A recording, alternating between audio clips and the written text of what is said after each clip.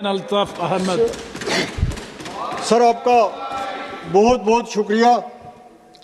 میں آنریبل جو ہماری فائنانس منسٹر صاحبہ ہیں ان کو مبارکباد بھی دیتا ہوں کہ اتنے بڑے دیش کی جس بہتر طریقے سے یہ فائنانشل مینجمنٹ کر رہی ہیں، اس سسٹم کو چلا رہی ہیں، اس کے لیے ہم ان کی سراہنا بھی کرتے ہیں. لیکن ساتھ ساتھ میں یہاں یہ بھی کہنا چاہتا ہوں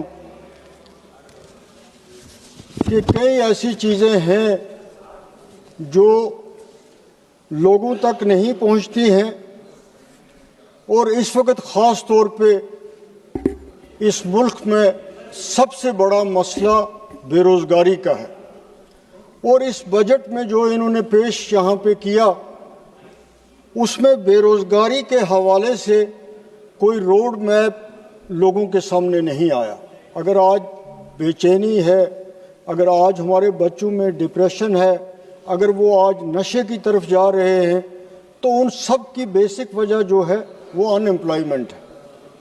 آج یونیورسٹیاں کھولی جا رہی ہیں، سینٹرل یونیورسٹیاں کھل رہی ہیں، کلسٹر یونیورسٹیاں کھل رہی ہیں، بڑے بڑے انجینئرنگ کالج کھل رہے ہیں، یہ سب کچھ ہو رہا ہے.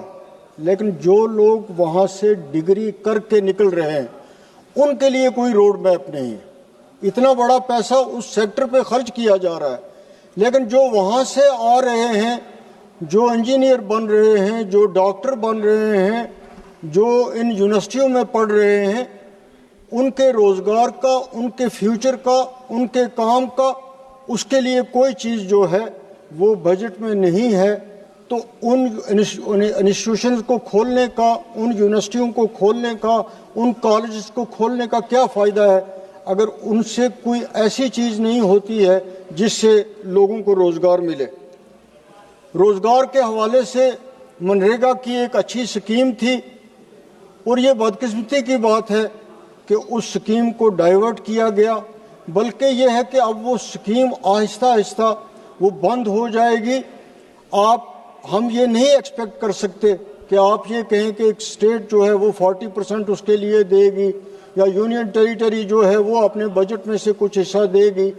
جو کام کے دن تھے اس میں کم کیا گیا، تو وہ ایک روزگار کا ذریعہ جو گاؤں میں تھا، غریب لوگوں کے لیے تھا، اس میں بھی لوگوں کو بہت زیادہ نقصان ہوا. اور میں توقع رکھتا تھا کہ جو اس میں چینج کی گئیں اس کے بعد فائنانس منسٹر صاحبہ لوگوں کے جذبات دیکھ کے، پالیٹیشنز کے، پارلیمنٹرینز کا جواب دیکھ کے، وہ جو ریزنٹمنٹ اس قانون کے خلاف تھی وہ اس بجٹ میں اس کو ریکٹیفائی کریں گے.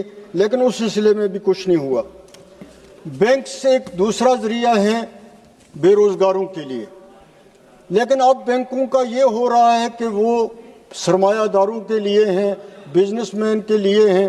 جب کوئی بے روزگار انجینئر، ڈاکٹر ڈگری لے کے جاتا ہے بینکوں میں، کوئی ٹیکنیکل ہینڈ جو ہے وہ بینکوں میں جاتا ہے، تو وہاں اتنی بڑی طوالتیں ہیں، وہاں اتنی بڑی رشوت لی جاتی ہے کہ وہ جو پہلے ایک بینک سے لوگوں کو یہ لگتا تھا کہ یہ لوگ جو ہیں یہ بے روزگاروں کو ان کو پریارٹی پہ لون دے دیں گے، دفتری طوالتیں کم ہوں گی، ریٹ آف انٹرسٹ کم ہوگا.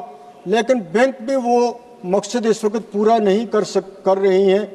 Bank, state bank of India کو دیکھیے، ہمارے جموں کشمیر بینک کی حالت یہ ہے کہ اس بینک میں اب سٹاف رہا ہی نہیں ہے. وہاں گارڈنر جو ہے وہ کلرک کا کام کرتا ہے، اور کلاس فورس جو ہے وہ کیشیئر کا کام کرتا ہے. اور لوگ اتنے بے روزگار ہیں ہمارے جموں کشمیر میں، پوسٹیں پوری ویکنٹ ہیں، لیکن ان کو فل اپ کرنے کے لیے کچھ بھی نہیں کیا جا رہا ہے. اسی طرح دور دراز کے علاقوں میں جموں کشمیر بینک کی برانچیں کھولنی ہیں، لیکن مجھے لگتا ہے بینکنگ سیکٹر ایسا ہے کہ جس پہ کسی کا کنٹرول رہا ہی نہیں ہے. تو میں یہ چاہتا ہوں کہ گورنمنٹ آف انڈیا ہو، ان کا فائنانس ڈپارٹمنٹ. سر مجھے 2 منٹ تو چاہیے، مجھے بولنا ہے. میں تو ابھی تو میرے ٹورزم سیکٹر پہ آیا نہیں، تو اس پہ کچھ بھی نہیں ہو رہا ہے. ہمارے جموں کشمیر بینک سے لوگوں کو کوئی فائدہ نہیں ہو رہا ہے. ان کی برانچ جو ہیں وہ رورل ایریاز میں نہیں کھل رہی ہیں، تو اس سے کوئی فائدہ ہمیں نہیں رہا. جہاں تک ہمارا टूरिज्म सेक्टर है, खासतौर पे जम्मू कश्मीर में।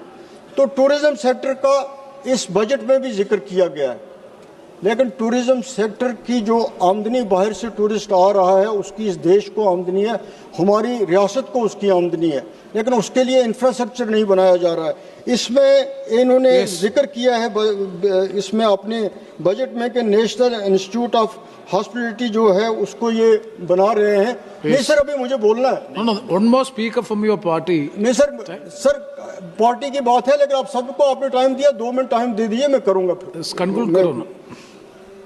लेकिन वो अगर इतना बड़ा एक सेक्टर है टूरिज्म का जो जम्मू कश्मीर क्या पूरे हिंदुस्तान में एम्प्लॉयमेंट का एक बहुत बड़ा जरिया है, लेकिन उसके लिए ट्रेनिंग के लिए अच्छे इंस्टीट्यूट नहीं है हिंदुस्तान में।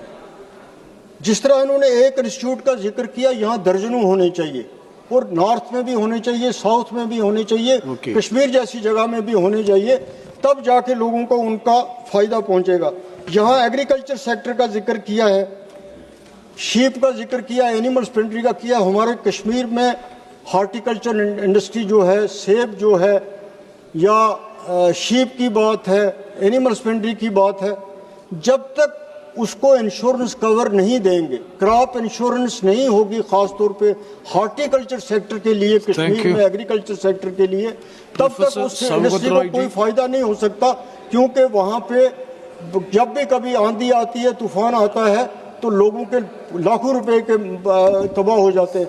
इसी तरह एनिमल और शीप हस्बेंड्री का सर एक मिनट, एनिमल और शीप, गरीब लोगों की बात करने दीजिए, जो उनके लिए उस लाइफ स्टॉक को इंश्योरेंस कवर मिलना चाहिए।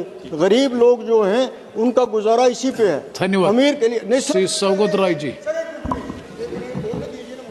लास्ट सेंटेंस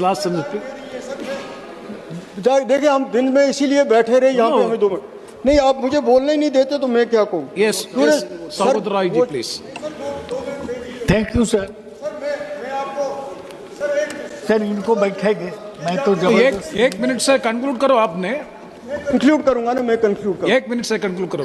मैं कंक्लूड करूंगा, मुझे कंक्लूड करने दीजिए, एक हमारा गुलमर्ग टूरिस्ट स्पॉट है, बहुत फेमस स्पॉट, वहाँ लीज का मसला है, उस पर कुछ नहीं हो रहा है। ट्राइबल्स का बड़ा जिक्र किया गया है इस बजट में, लेकिन ट्राइबल्स के लिए कोई प्रोग्राम नहीं है, कोई प्लानिंग नहीं है, उस पैसे की कोई मॉनिटरिंग नहीं हो रही है जो हिंदुस्तान में ट्राइबल्स को दिया जा रहा है।